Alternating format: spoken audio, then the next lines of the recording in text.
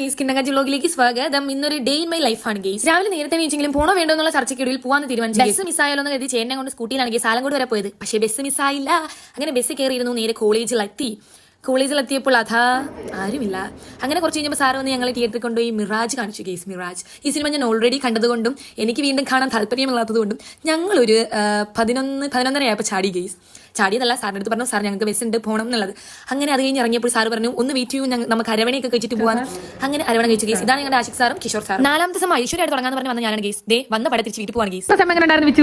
വളരെ നല്ലൊരു സെമസ്റ്റർ ആയിരുന്നു. പക്ഷേ ഇനി ഓൺലൈൻ ജേർണലിസ്റ്റിന്റെ പേപ്പർ വരുമ്പോൾ ഉണ്ടായിരുന്നത് 5 ഒക്കെ ആയിരുന്നു. പക്ഷേ 6 തുറന്ന ഇച്ചിരി തേർഡ് സെം പോയെന്നാ തോന്നുന്നത് റിസൾട്ട് വരുമ്പോൾ ഫസ്റ്റ് സെം പോയായിരുന്നു, സെക്കൻഡ് സെം പോയായിരുന്നു. അതുകൊണ്ട് തേർഡ് സെം പോയെന്ന് അവള് പറയുന്നത്.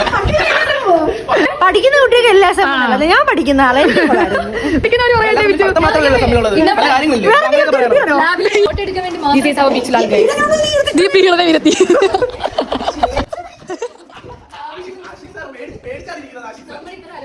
ഇതൊക്കെ കഴിഞ്ഞ് 2 പോസ്റ്റ് ഇട്ട് ചലവാപ്പെടുത്ത് നോക്കിയപ്പോൾ എനിക്ക് ബസ് ഉണ്ട് ഗെയ്സ്. അങ്ങനെ ഞാൻ ചാടി ഓടി കോളേജിൽ നിന്ന് ഇറങ്ങി ഗെയ്സ്. ചെന്ന് നിന്നപ്പോൾ ബസ് പോയി എന്നാ പറഞ്ഞത്, പക്ഷെ ബസ് വന്നു. രാവിലെ ആലങ്കോട് നിന്ന് കയറുകയും വൈകുന്നേരം കല്ലമ്പലത്ത് നിന്ന് വന്ന് ഇറങ്ങിയാണ് ഗെയ്സ് ഞാൻ ചെയ്യുന്നത്. 12:45 കല്ലമ്പലത്തി ഞാനാണ് ഗെയ്സ്. 1:30 ഒരു ബസ് വരുന്നത്. ഇതിന്റെ ഒരു അവസ്ഥ.